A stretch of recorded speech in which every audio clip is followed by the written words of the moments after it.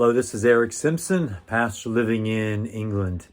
And I've just returned from a 2-week trip to Uganda, East Africa, my very first time in Uganda. And I'd like to set out a short series of videos to sort of share my experience and the time that I had there in that very unique, very African country. And I would like to invite you to join along as we look at culture, as we look at food, as we look at schools, various other things in the country of Uganda. There are many people, especially in the villages, who do not have water, that they could go to the tap and turn the water on. And so it is very common for children to go to these kinds of water sources. See, someone has put a pipe, this water that would be coming down from a mountain somewhere, and the water there would be clean, but it still could have some diseases in it, and so it is a very dangerous thing.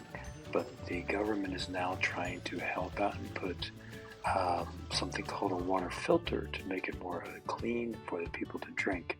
But can you imagine how difficult it would be, how hard it would be to carry these great big water buckets, these containers with water, and this is what the children do. And as you can see, that many of them will put them on top of their head, and they'll carry them for a mile or 2 miles back to their home. And that's how they get their water to drink.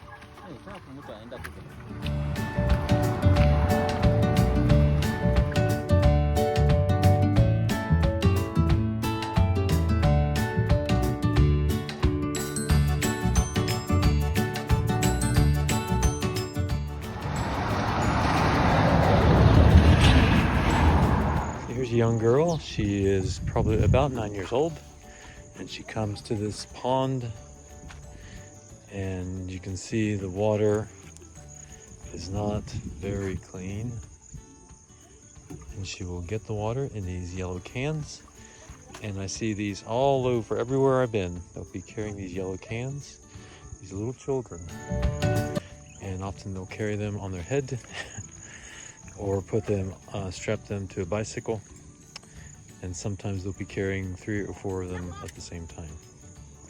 And they do have to do this twice a day sometimes? Yes, twice a day. Twice a or day. once a day. Or once a day. Because when they go out to school, their parents come during the morning, daytime, but in the afternoon, evening, they want to come out.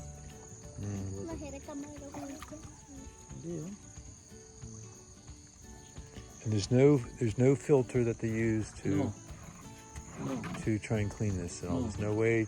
Will they boil it to try and kill some of the bacteria or something? No. Nothing. Nothing. Just as the word no is. Right. And this is the only source of water that the community can afford. Collective. So now they'll be pushing this bike all the way home. Any idea how far they have to go on that? About 2 kilometers. About 2 kilometers, over a mile.